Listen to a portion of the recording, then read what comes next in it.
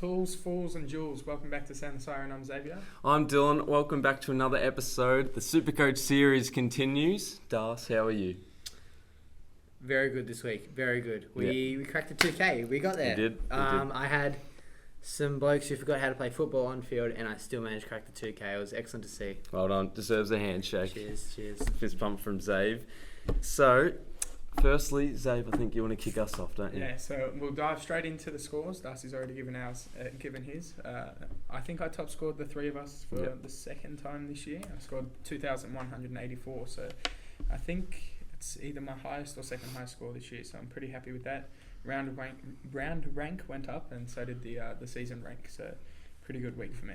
Yeah, it just pipped me, Zave. 2,175 I managed to score, and let's just mention that once again we're in a great environment and we're not over Zoom, so hopefully this continues. It's the second consecutive week, but I scored 2,175 this week. All yours. So we'll dive into the heroes and villains. So we'll start with you, Darcy. So my heroes for the week, number one hero, Marcus Bontempelli. I chucked the captain on him and he scored a big 155. It was the second highest for any player this week. So I got the big 155 on the captain from Bont. Tom Mitchell also stood up, got 147 and was quite good. And then Zeeble, Mr. Consistent, 111 forward. Love to see it. My villains this week, it's a lot of the same, really. Patrick Cripps, 72, Bailey Smith, 38.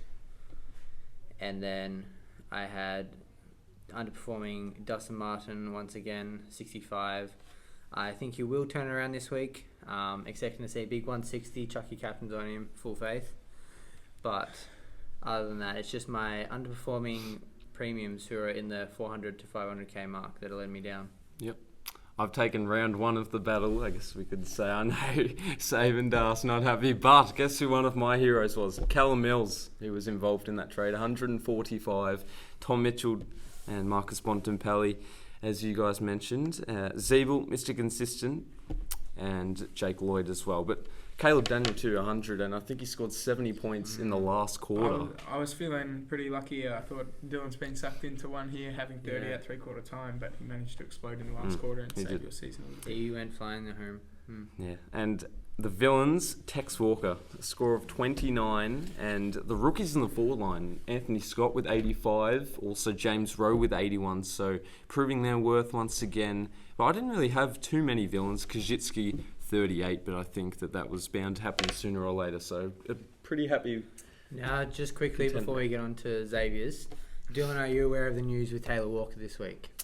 No, fill me in. He is going to be dropped for this week's game, so you'll have a 0 there unless you trade him out. And I think he's a trade anyways. Which I was considering anyways. He's being rested. Oh, I was going to say dropped for this week after only one poor game to start the season. It's going to be a harsh start, but... So if you're in my position, do you trade Tex Walker to Caleb Poulter? Yes. And then upgrade Kojitsky to Ridley? Ridley could wait one more week, but... You think? 119 break even? You could. He's very capable of that though, I will say. Yeah. So. But he has scored in the 80s both games since his return, and he's still apparently feeling the effects of concussion. So you don't know for sure, and he also hasn't been getting as many kick-ins. So his role's looking a little bit different, which isn't ideal.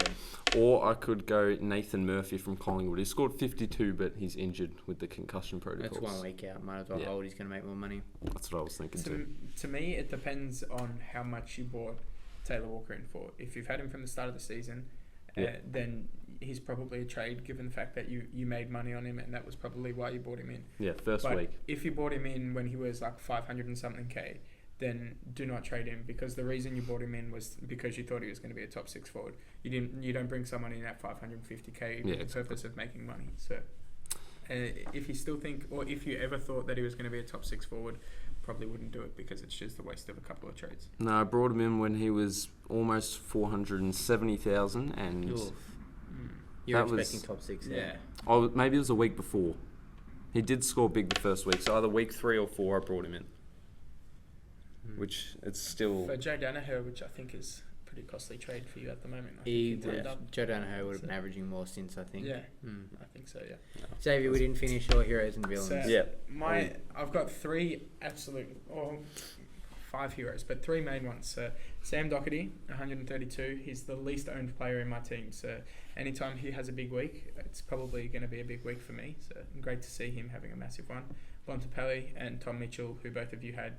Bontempelli 155, absolutely massive. And Darcy, fortunate to have him as your captain. Tom Mitchell was my trade this week. I brought him in this week for Errol Goulden, 147. Outscored Goulden by a lot, and 147 is just very, very good for me. So my other 2 heroes, were McNeil and Scott. However, unfortunately, I had both of them on my bench. So my villain for this week is me. Was McNeil 61? Did he score this week? 81. He got 81. McNeil 81. And Scott 85. 85. He Yeah, won there you our go. AFL Supercoach Rookie of the Round for this week. Yeah. I contacted him. We have 300 more followers than Anthony Scott, and he still chose to ignore us. No, Anthony Scott he kicked a goal late in the quarter, basically to seal the game as well. I think that's where he probably had about 20 points in him, but even before that, you'd take 65 from a young developing rookie. So thanks for the heroes and villains. Zave, a new buy, sell, hold we'll move on to. And the first one, Riley Collier Dawkins. He's a buy, but he's probably 3rd or 2nd on the priority list of buys. Yeah, for sure. Yeah, so look to get him in if you're doing a double downgrade, but if not, I probably wouldn't go hard on him. Yeah. But then also take into account that Richmond have a lot of midfield injuries this week. They've got about 5 of their elite players all out. So expect good midfield time from him. He could score well this week. For sure. I think if he's named, which we haven't actually talked about yet, but the rolling lockout has been removed and it's been all games announced on a Thursday night. Das, a candidate for... It was my... an advocate, I should say. No, it was my petition that got over. Yeah, they did say fan support, so I did think of you first of all. But, so that's been removed, so we'll see if he is named, and it won't be a case of like the Frederick one that perhaps some people got sucked into last week, but we'll know if he's going to get a game, and if he does, I will be bringing him into my team. So it's a buy for me. Yeah, the rolling lockout, I think the main person that people were looking at was Jordan Clark. There was 2, maybe 3 weeks in a row where he was unsure if he'd play or not, and he was named as the sub 2 times, dropped once. But Das, he was an enthusiast for this. He set up a petition. And well, I had to resort to focusing on some different things that I normally wouldn't. For some reason, I found myself consistently checking the VFL sides more than I was checking the AFL sides. Yeah. So I did notice, as of Thursday, that Jordan Clark was playing the Geelong game in the VFL. Yeah. So that's where I started telling people to trade him out. So I had to start resorting to a few different things. Kind of, it's great that it's back, but it's kind of bittersweet because I only just worked out how to get around it. I felt like I had a bit of an advantage there, checking the VFL sides and some of the other aspects like that. But... Thursday night teams, it'll be so much easier, so much more trade saved, so should be good. No, great to see that Das is being proactive. And just on the VFL, Nathan Freeman, who was a player for the Saints and the Magpies, he's had 79 possessions in the last 2 weeks. Don't know if you're aware of that, but possibly a mid-season draft pickup for some teams. North. He could come in and win North Beth and Ferris, to be fair. He could. Never know. The next one is Caleb Poulter, a score of 81 in his second game, 117,300. He's a buy for me again. Yeah. The job security is a little bit questionable, but if he's going to play, then get him in because the big score is going to help his price go up instantly. Yep. Yeah, he's already shown he has the potential to score an 80 plus. And then also the mid-forward eligibility makes it a lot easier. And you can use him to switch around with, say, Scott, Campbell, any of those players you've got. So it's 2 wins. And I don't think his job security will be that bad, considering Collingwood are looking to rebuild. Yeah. However, they did drop Finlay McRae, which is why. But I think Poulter's already showed more positive signs than McRae did in his first 2 games. Yeah. From my perspective. 3, I would put Poulter as a priority over Collier Dawkins. Yeah. We agree on that? Probably purely because of the fact that he plays for Collingwood. Yeah. Oh, yeah, of course, Richmond. Tough spot to gain a spot in. But Shea Bolton's injury, I think, will help Collier Dawkins and maybe some of the forwards form. The next one, Keller Mills, a huge score last week of 145, as I mentioned, and slowly progressing to be a top 6 backman. Not slowly progressing, he has absolutely gone flying into the top. Yeah. I think he's currently the top scoring backman, and he's not too unaffordable at the moment. Yeah. So I'd be looking to get him in now. He will be increasing in price with that 145. You could be looking at prices over 600k. So look to get him in. And it's funny that the defence is, well, everyone's shaping their team around this year, considering the last few years, obviously, it's been the midfield and even the forwards. But I think the forwards are a little slim this year compared to... Forwards are terrible this year. yeah. But I reckon previous year's defence has been one of my strong spots. I feel like there's a few lock-ins. I know me and Zave both have had Lloyd, Laird as consistent players through our Supercoach. But I always feel like the defence is the most consistent spot. So it's not bad to get a start on that. Yeah. But preferably I'd like to not have completed that defence yet, because you never know what might come along, such as a Keller Mills. True. Yeah, as of the last couple of years, I think the other ones, Heath Shaw has been an absolute lock for many people. Dougherty and Kate Simpson as well, a couple of years have been really good. Yeah. I'm a buy for Keller Mills, but I'm not sure that there's a spot for him in my team, because I really want to have him, and I really think he's going to be a top 6 defender. But I've already got 5 defenders, and I also really want to get Lockie Whitfield. So if it was one or the other, Lockie Whitfield or Keller Mills, who would you guys go with? Probably Mills, in my opinion. Although it is Whitfield's 3rd week back this week. Yeah. So and I think he struggled a little last week, but everyone's going to with the first. The first week, I think he had 30-something touches and was like best on ground. Yeah, but I don't think he broke the ton on Supercoach. And then he didn't break the ton again last week and struggled a little bit. But he hasn't played for like a year's time, so it's probably expected. But after a couple more weeks, I think he might start producing those 110-plus scores that he has in the past. So. Yeah. And he's going to drop in price as well, so he's got to... I think I'm going to bring him into... Just on Whitfield, are we able to get a break-even check by any chance? Yeah, Whitfield... It will be really high. Break-even of 177. Yeah, so I'd wait. Yeah. I'd go for Mills at the moment. But if you're in a position like me where you've got 5 premium defenders already, who would be the 6th one you bring? Could you sub Laird into the midfield? You could, but I don't think he'd be a top 8. That's a waste. I don't think he'd be a top 8 midfielder. Okay. Yeah. Well, we're looking at Lockie Whitfield having a buy in round 12.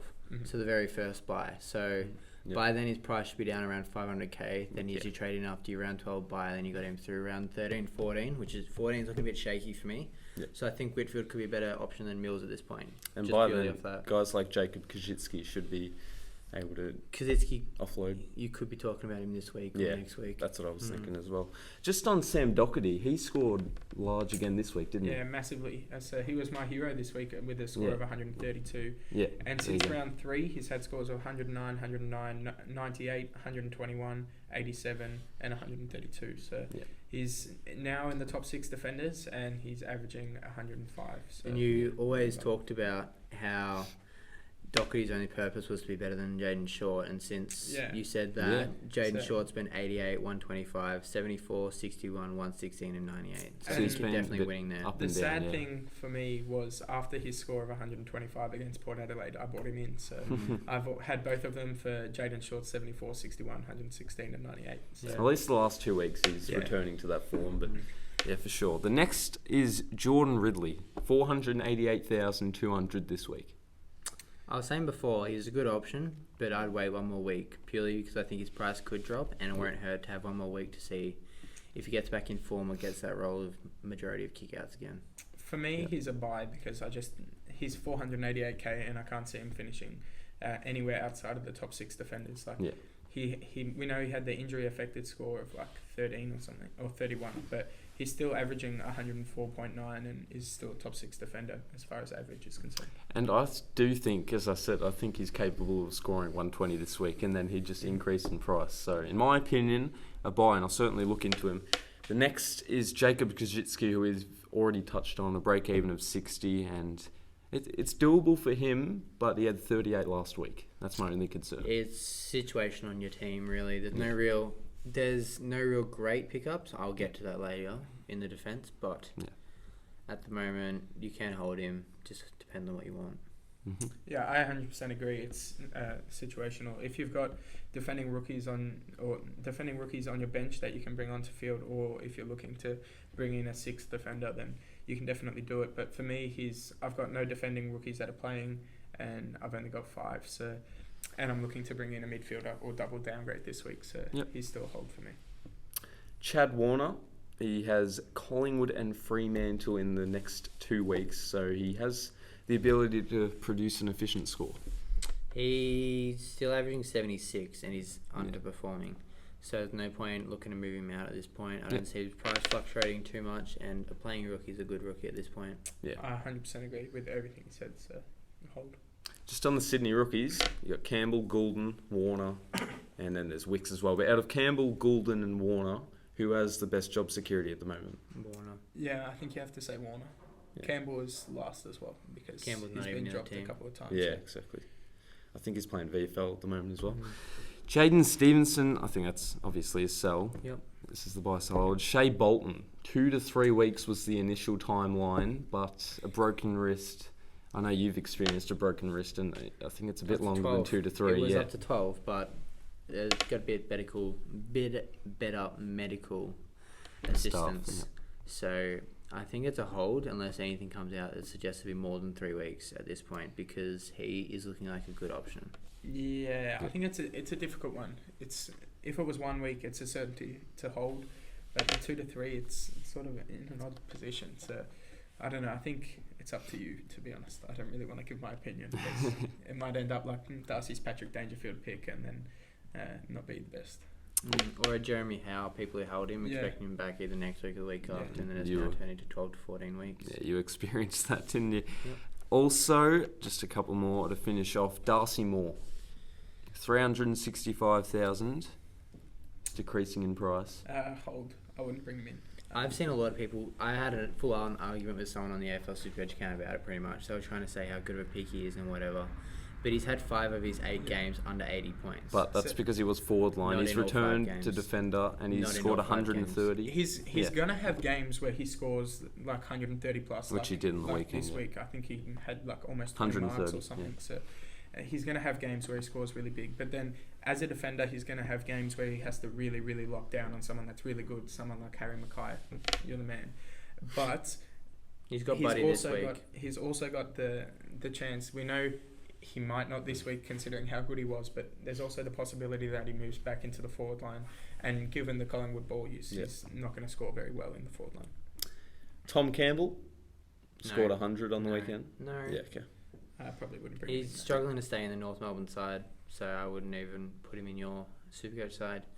So now we'll move on to the rookies for the week. Some of the good pickups you can get. There's a few different ones going on here that wouldn't really be expected as much. Mm-hmm. But we have obviously Poulter and we've got RCD that we've talked about already. Yeah. But then we've got a couple other interesting ones. So one that I'm pretty keen on is Jordan Sweet. He's 123,900 as a ruckman, and he could be a good downgrade option from Flynn. I think it's a tough one because for me the two prime ones, the two ones you should look at getting in first, we've obviously talked about before, in Collier, Dawkins and Poulter. So I don't have either Flynn or Tracy or the Lloyd Meeks. He's not someone that I desperately need to downgrade to. But if you've got one of them and you are fielding a donut on your field, he might be an okay pickup. But Steph Martin is out for 2 to 4 weeks. The 2 weeks that he has played have been the weeks that Steph Martin hasn't. So over the next 2 to 4 weeks, he might play 2 to 4 of those games. But once he comes back, it's going to be really, really difficult for him to hold. He just could be a quick cash grab. Yeah, it could be. But are you willing to use a trade on him? I'd probably say so. I mean, I think the problem of the ruck bench probably pertains to us because we picked Paul Hunter definitely over, obviously, Matt Flynn, who's cashed in, and Paul Hunter only made about 20-30 grand. So, yeah, definitely we missed out on Matt Flynn, but it happens. The two of us, I wouldn't bring him in. If you're in a similar position with Grundy, Gawn and Hunter, don't bring him in because it's only 10k that you're making. Alright, we'll move on to Matthew Owies for Carlton. He's a forward, 123,000, and he's got a negative 42 break even. Save and know him more than so us, I think. I wouldn't bring him in because I think, again, his job security is really questionable. He's kicked goals in the last couple of games, but I still think that his job security is questionable. We've got a lot of players to come back in. Fisher, I think, is going to be playing in the VFL this week, if not next. Jack Martin's still a couple of weeks, but then we've got some other players that are longer term. Just on another Jack, Silvani's missing a week or two, I believe. I think he'll play this week. Okay. But if he does, he may not play next. So I probably wouldn't bring him in. All right, we'll move on to Ryan Burns for St Kilda in midfield, 123,000. He's got a negative 40 break even. What did he score last week? Do you know by any chance? It was about 40. So if he continues Got to 62. yield, 62. so 52 and 62. If he gets 62 every week, I'd say that's probably something you'd look at. And he's a forward/mid. Did you say? He's a midfielder. Oh, just a midfield. Okay. I'd say if he was a forward, it'd be probably a better situation. But What do you think about his job security, being a Saints fan?